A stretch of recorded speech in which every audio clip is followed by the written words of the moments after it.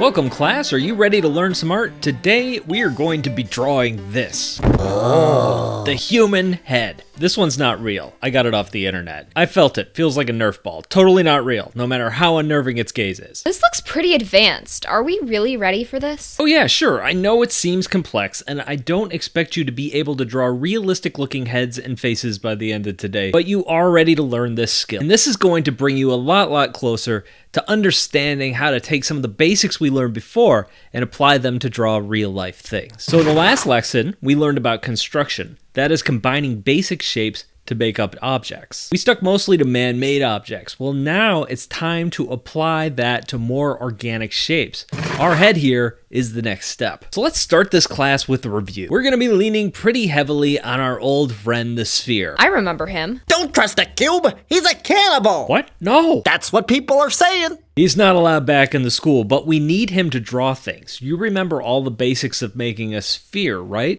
Okay. We'll review. We start by drawing a circle. Practice drawing with your arm. Keep your wrist tight and straight. It's okay to practice your circle above the paper or screen before laying it down. And you can go over your circle more than once. Good, that looks good. Now that we have that circle, let's sphere it up. We're gonna draw an ellipse. The first one we are going to draw horizontally. An ellipse is a fancy word for oval. Then we're gonna draw our second ellipse vertically. If you have an eraser, you can even erase the lines that go along the back of the sphere, since we don't see those lines in real life. Ta-da! We have a sphere. I have been summoned! No, you cannot be here. Ha! I live here, in the supply closet, by all the weird stuff you buy on the internet. This really does feel like a Nerf ball. Okay, you could stay, but you need to behave. You need to behave. Here is what I want everyone to do. Take out a piece of paper, and I want you to draw 5 circles. We're going to be turning each one of these circles into a sphere,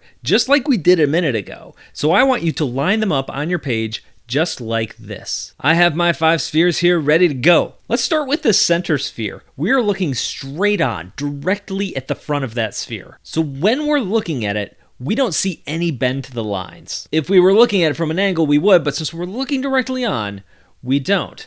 Now, some of the other spheres, like the ones on the side, we want those to be looking to the left and looking to the right. So for those, we will see those curves. The sphere above our center sphere, we want that one to be tilted up, so it's going to be looking upward. And the one below our center sphere, we want to be looking down. Before we get into some realistic looking heads, let's draw some cartoon heads. Yeah, okay. Whatever. The direction your sphere is facing will dictate the direction that your head is facing. So let's draw some eyes. We're going to keep those along this center line, and just for fun, let's put the nose on the center line too. This is a cartoon after all. The mouth is going to go below the nose, but we're going to keep that aligned with the center line of the sphere as well. When our circle person looks up, the nose and mouth will follow that center line. So the eyes are still on the line, the nose is still on the line, and the mouth is still on the vertical line. Same thing when it's looking down. Nose in the center, eyes along the horizontal line, and mouth along the vertical line. And then of course, when we're looking to the left and the right, we're gonna do the same exact thing, filling in our eyes, our nose, and our mouth as we go. And then when we're done and we take away our guidelines, we no longer have that creepy looking sphere, but friendly looking cartoon heads. Who are you calling creepy looking? That's it. Let's settle this thing like real men. I declare a rap battle! I've never rapped before. Let's go! I'm a sphere, not a mastodon, living in ancient times and space. Have no bounds over my universal form, for I transcend all knowledge and existence. Huh. Guess I won. On to real heads. Let's get more complicated. Let's start with that sphere again. This is the sphere we are looking at straight on. We are going to be splitting the sphere into segments. We could start by drawing a square on the sphere. We don't need those sides of the sphere anymore, so let's just carve those off. Go ahead. Cut me. I feel nothing. Then we're going to divide that square in half, meaning that there's a line across the center horizontally and then another one going down vertically. In fact, let's carry that vertical line down even further because we're going to draw a chin as well, and it's going to follow that center line. So where does the chin go? Well, we're going to break this into thirds, which means the height of this line is going to be the same as the height of this line, which is going to be the same distance between the bottom of that square and then the bottom of our chin line.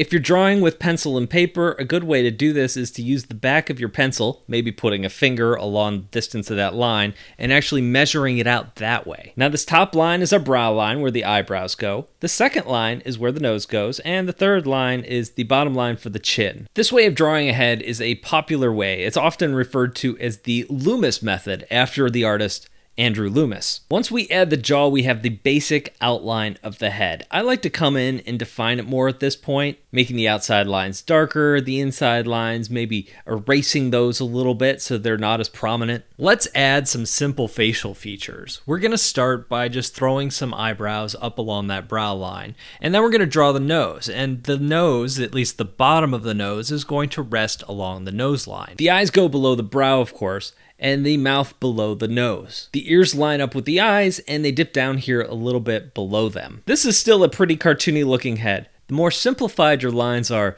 the more cartoony things are going to look. Of course, you can always go crazy with shading and realism to your heart's content, but if you're just starting out at this point, just being able to understand the basic form of your head is more important than getting all of those little details down. This head is also very standard. You can change the jaw, the placement between the eyes and the nose's shape and the size.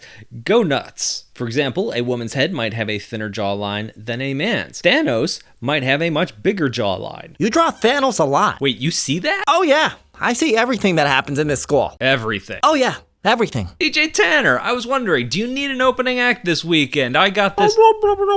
Really? No, this is DJ Cowboy, not DJ Water Buffalo. Hello?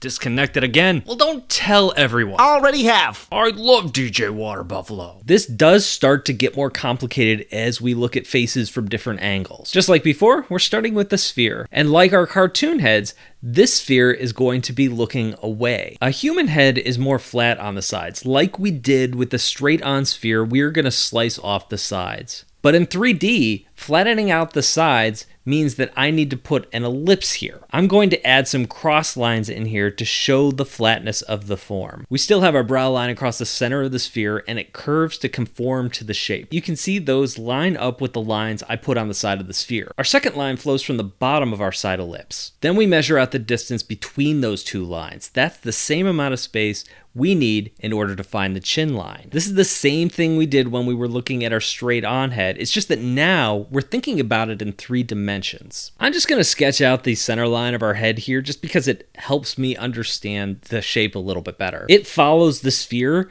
but then as the face goes down, it kind of flattens out. It doesn't continue to curve with the sphere anymore. And then of course, the chin connects at the bottom of our lips and goes down and curves over to connect up with the side of our sphere. Humans look so much better without eyes. Just like our forward-facing model, we can now add in all the details. I know that this line is the brow line, so I can sketch in my eyebrows. Underneath that, I can then add my eyes. Of course, that second line is our nose line. In 3D, that nose will stick out from the face. We can envision that as a geometric shape if you like, to give an idea of how it protrudes from the face. This is again using some of the basic forms that we talked about in the last lesson to start to construct 3D objects. Of course, we won't see that block when we go in and we draw the nose. We're just using that as a way to block out where we're going to put the lines for the shape of the nose. I'll add in a simple mouth to complete my simple human head. And you could take this so much farther. If you want to learn more about the Loomis method of drawing heads,